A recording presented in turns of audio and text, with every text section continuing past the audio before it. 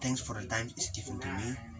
Now I want to reading a text of music. The orchestra. An orchestra is a group of music who play together with various instruments. Sometimes it performs alone, at other times it plays along with a group of singers. Orchestra give concert and play for ballet for operas. They also perform and background music of movies and TV shows.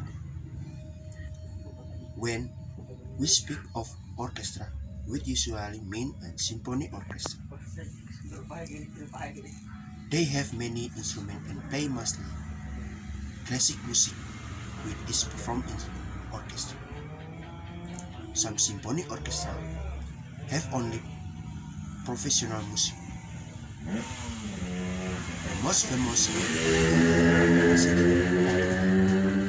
among them are Berlin, the Vienna Player, the New York Player, and Boston and London Symphony. Orchestra music is written in the form of score, which show and others then are played by instrument. Every musical only sees the notes in he or play. The conductor stands in front, and orchestra is listed in the musical. Thank you.